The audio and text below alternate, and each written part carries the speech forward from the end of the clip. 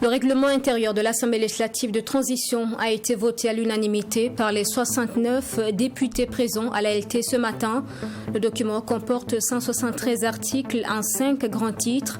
Les innovations qu'il contient concernent notamment la loi de finances et la mise en place des groupes constitués en association. Les nouveaux ministres en charge de l'habitat et du commerce ont été installés à la suite de leur nomination en Conseil des ministres le 14 novembre dernier. Mikailou Sidibé et Sergio Poda se sont dit conscients des responsabilités qui leur sont confiées dans cet état d'esprit. Donc, ils sont aussi engagés à relever les défis pour contribuer à la réussite du processus de transition. Et puis en sport, 9e journée du championnat national. Ce dimanche, la SFB s'est imposée face à l'étoile filante de Ouagadougou à l'épreuve des tirs au but. Les images de la rencontre au stade Issoufou Joseph Konombo en fin de journal. Bonjour à tous et bienvenue dans ce journal. Adoption donc du règlement de l'Assemblée législative de transition. Le document a été voté oui à l'unanimité par tous les 69 députés présents à l'hémicycle. Des innovations font la différence entre le règlement de cette nouvelle ALT et celle de la précédente, notamment en ce qui concerne la mise en place des groupes constitués en association et la loi de finances. Nous en parlons avec Serge Kaboré. L'Assemblée législative de transition a adopté. Constitué de 173 articles répartis en 5 grands titres, le règlement intérieur de l'Assemblée législative de transition ALT est ainsi adopté à l'unanimité ce lundi par les 69 votants présents au sein de l'hémicycle. Après la présentation du rapport de la commission ad hoc chargée de la rédaction du règlement, un débat général a été ouvert pour les amendements des députés avant le passage au vote. Plusieurs innovations, parmi lesquelles la gratuité du mandat, ont été apportées à ce nouveau règlement conformément à la charte de la transition. Aujourd'hui, les députés vont travailler sous la bannière de la gratuité. Donc, ils n'auront pas de salaire. Ça, c'est un fait majeur.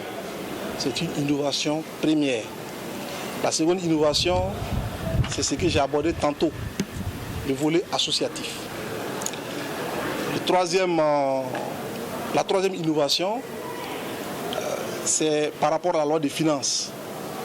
Vous voyez que nous sommes déjà à moins de 2 mois de la fin d'année et la Constitution régit que la loi des finances doit être adoptée au cours de l'année N, bien entendu la loi des finances qui concerne l'année N+1.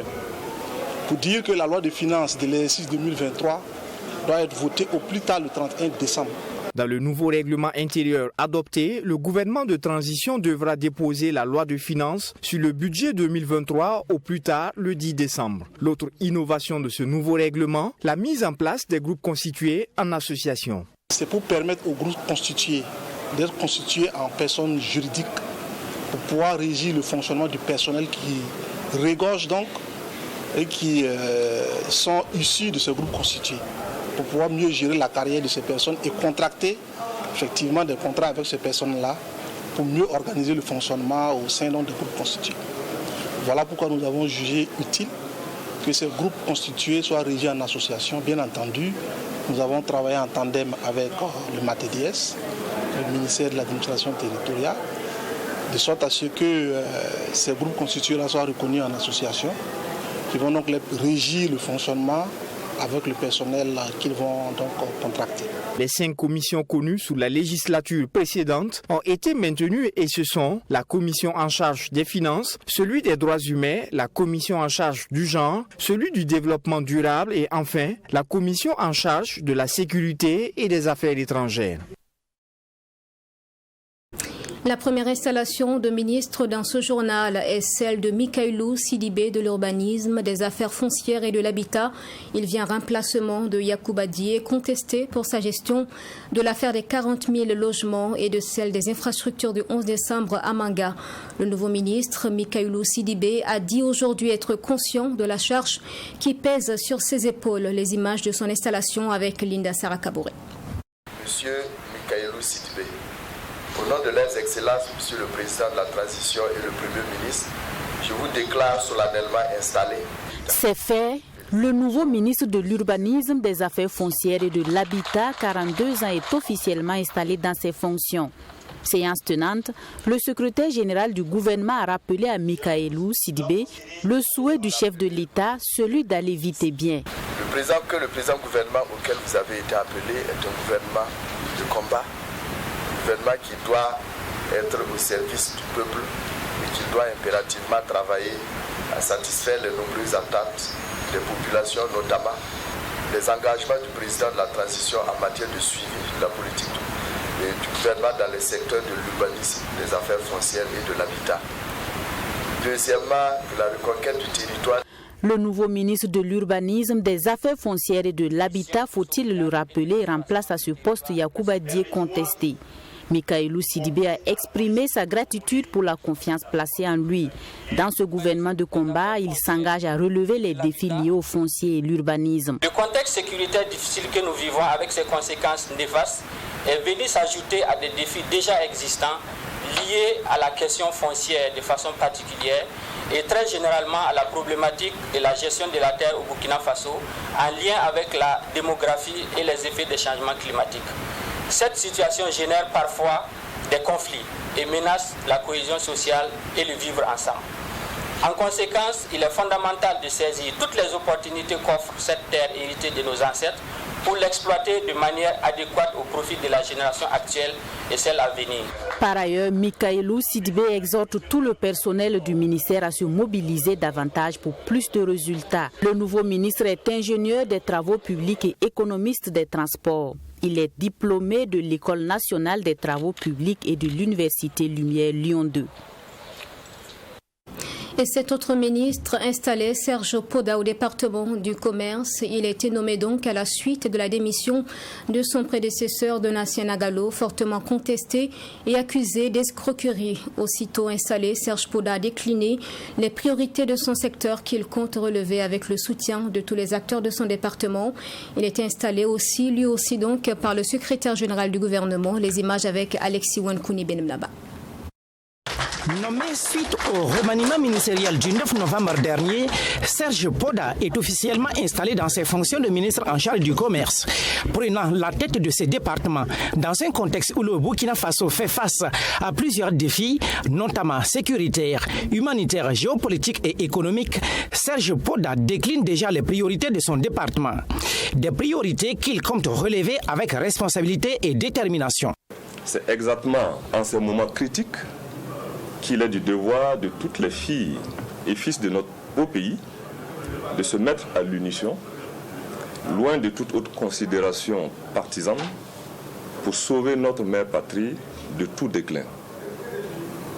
Dans ce contexte, les priorités pour notre département seront, à travers le renforcement des acquis, de relancer le développement du secteur industriel, d'assainir et soutenir le commerce, de promouvoir et soutenir l'accès des produits artisanaux burkinabés aux marchés nationaux et internationaux, d'accompagner les PME pour une contribution plus accrue à l'essor économique de notre pays et le bonheur des populations.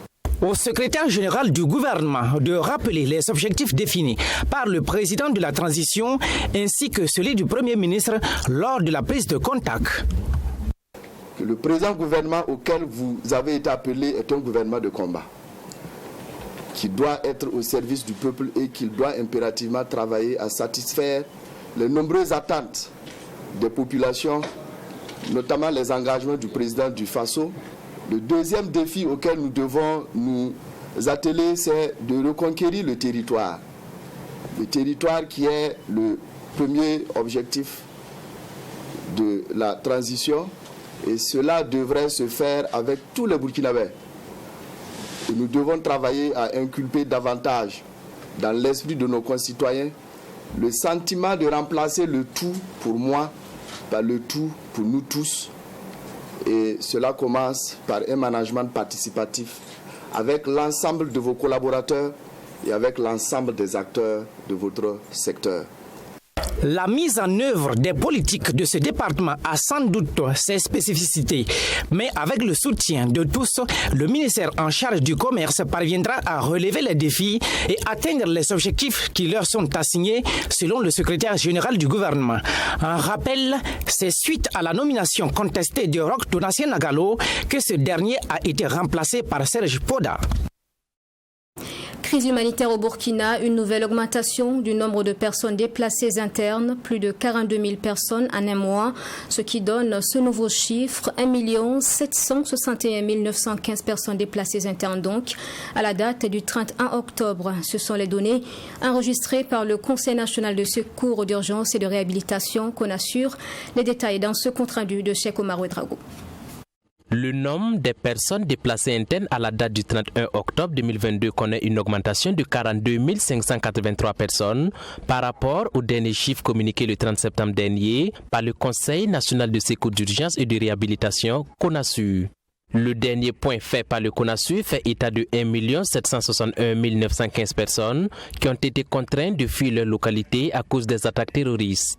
On dénomme parmi ces dernières 60% d'enfants, 22% de femmes et 16% d'hommes. Et ce sont au total 294 000 communes qui accueillent les 261 925 ménages déplacés. Ces personnes en détresse proviennent majoritairement des provinces du Soum, du San-Mantenga, du Gourma, du Louroum et du Sénou. Selon la classification par région, le Sahel, le centre-nord et le nord abritent le plus grand nombre de PDI. Grâce à l'élan de solidarité des populations hautes, plus de 180 000 ménages vivent aujourd'hui dans des familles d'accueil. Si la sécurité est le facteur causal des déplacements massifs de ces populations, celle-ci est reléguée au dernier rang en matière de besoins prioritaires des PDI dans les communes d'accueil. Ce qui urge pour elles sont respectivement les besoins alimentaires, l'abri, l'argent liquide, les articles non alimentaires, puis vient en dernier ressort la sécurité. Dans la suite de ce journal, le président de la transition Ibrahim Traoré a échangé avec les partis politiques et les acteurs de la société civile. Dans son discours introductif diffusé au journal de la télévision nationale, le capitaine Ibrahim Traoré a rappelé donc la responsabilité dans la crise que traverse le Burkina des membres donc des partis politiques. Il les a aussi invités à jouer leur partition pour la reconquête du territoire national. Je vous propose d'écouter un extrait de la déclaration du président.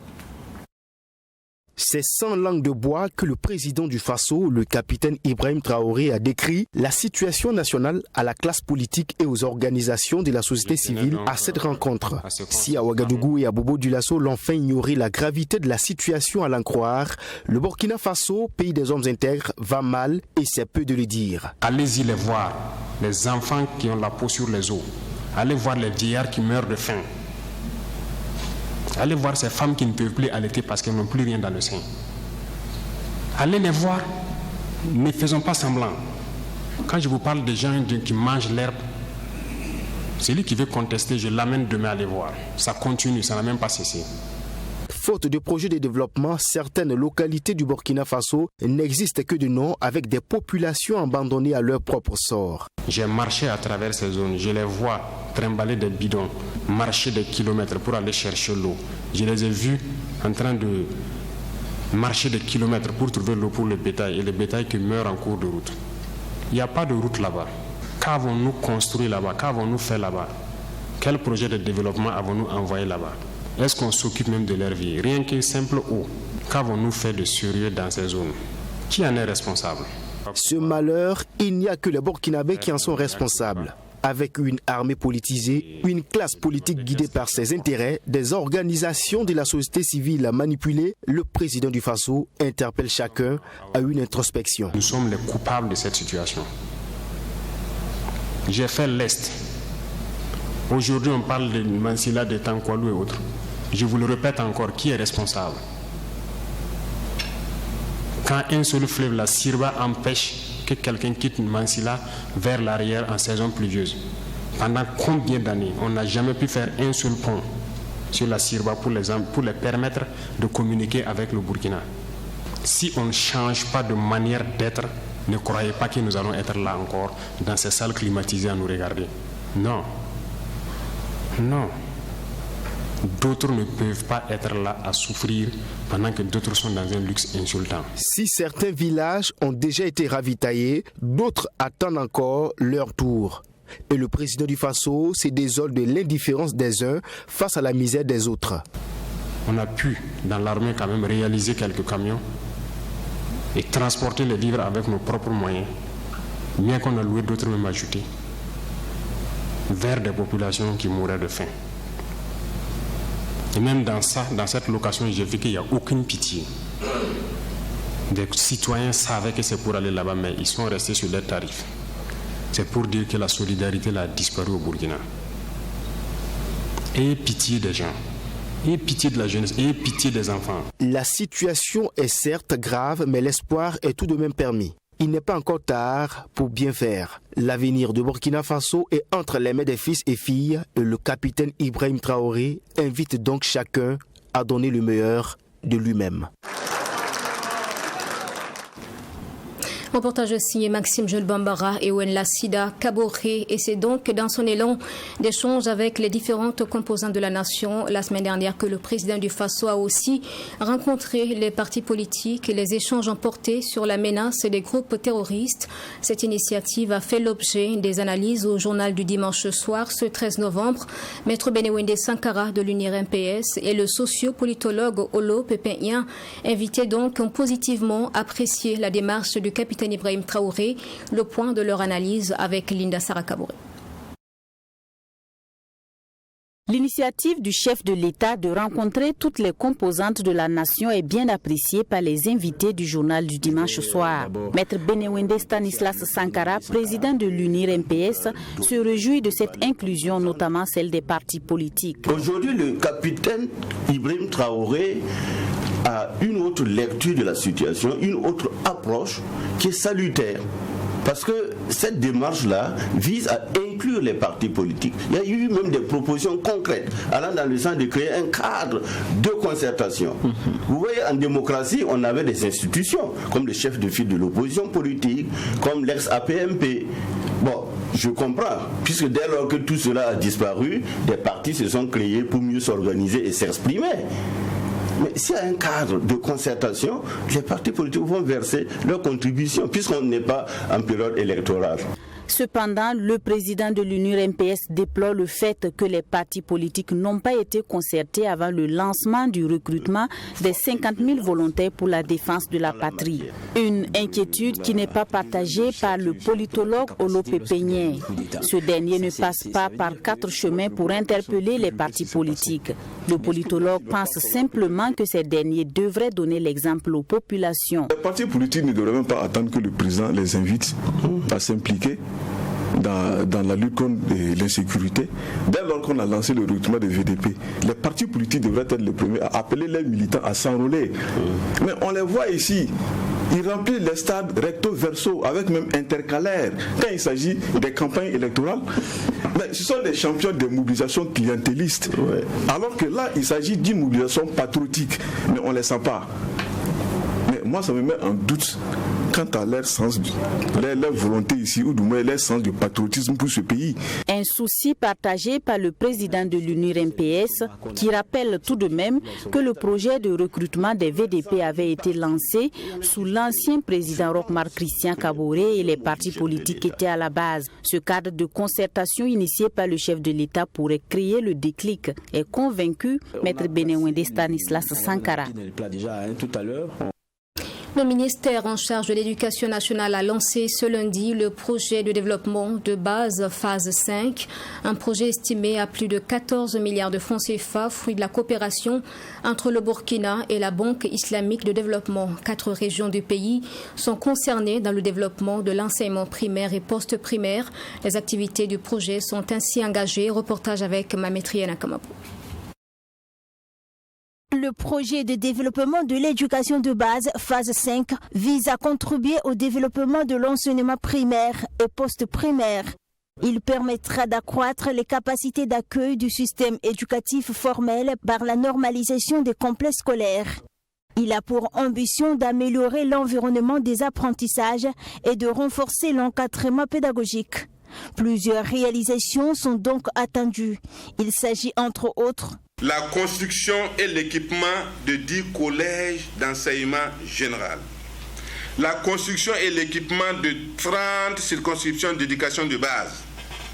La réalisation de 65 forages scolaires positifs. La construction et l'équipement de l'Institut national de formation des personnels d'éducation du Centre-Sud Manga. La formation de la jeune fille scolarisée sur l'hygiène corporelle et la gestion des menstrues et l'appui aux personnes vivant avec un handicap. Le ministre en charge de l'Éducation nationale, Joseph Antréoui Traogo, est conscient que la bonne gouvernance et l'intégrité sont les maîtres mots de cette transition.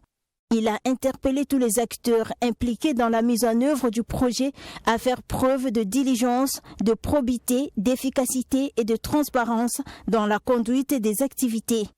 Pour ma part, je puis vous garantir, Madame, que je ne ménagerai aucun effort pour m'assurer régulièrement de la bonne exécution des activités du projet, afin que les infrastructures éducatives qui seront livrées soient de très bonne qualité et répondent à nos attentes.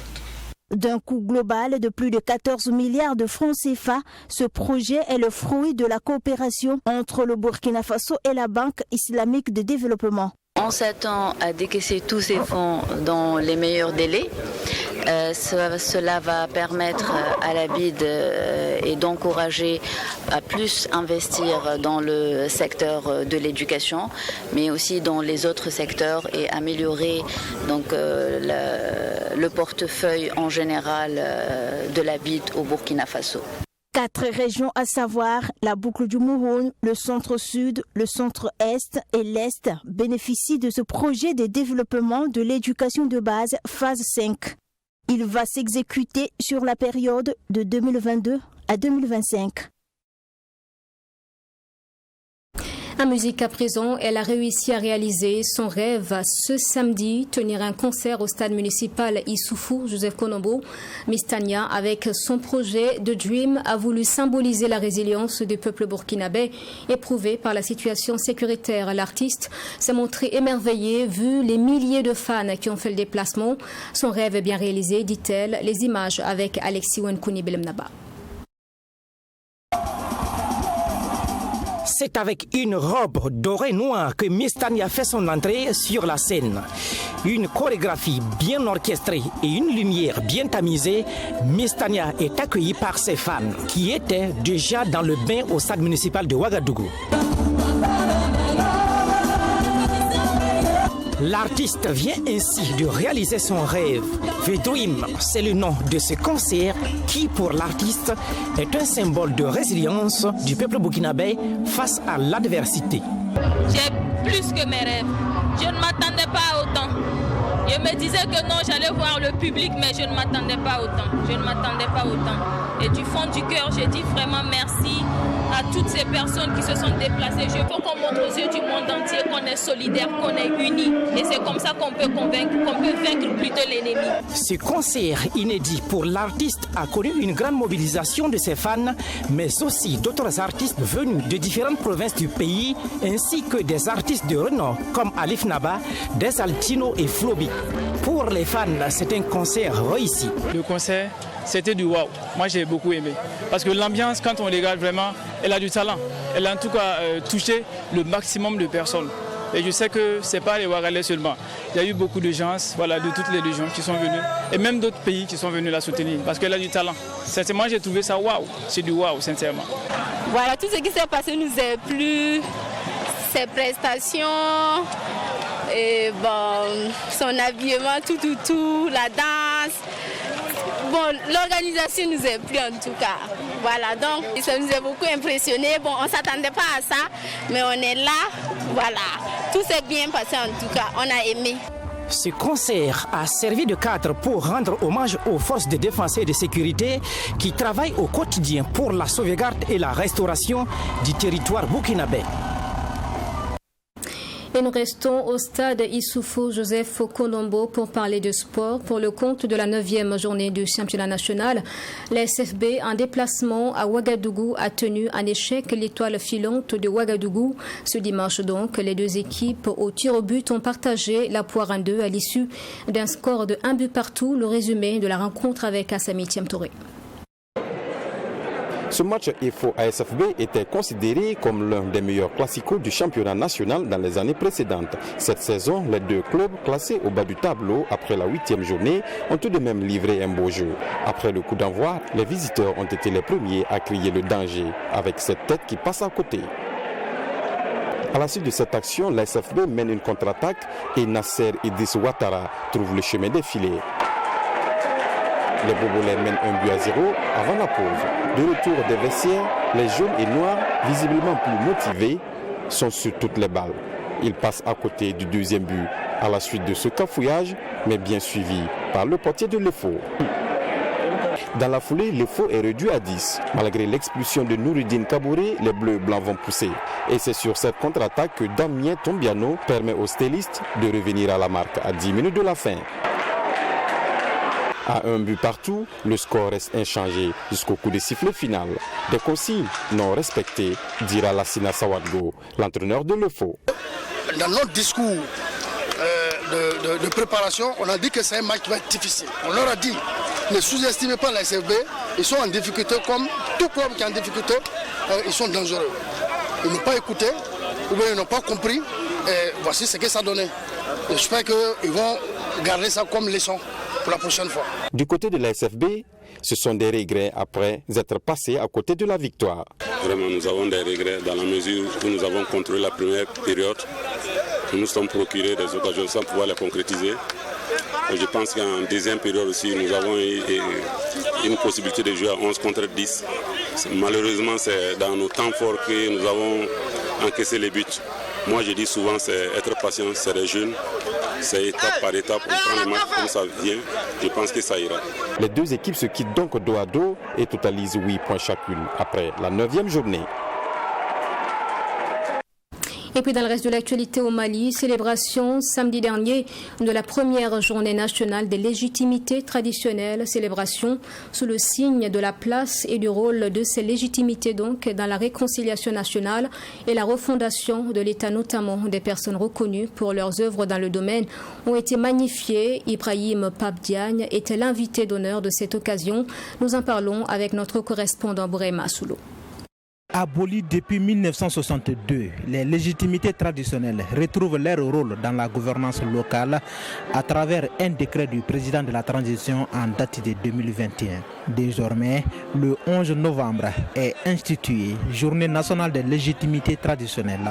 Cette journée a pour objectif de magnifier ces chefs et autorités traditionnelles qui jouent un rôle capital dans la préservation de la paix et la cohésion sociale.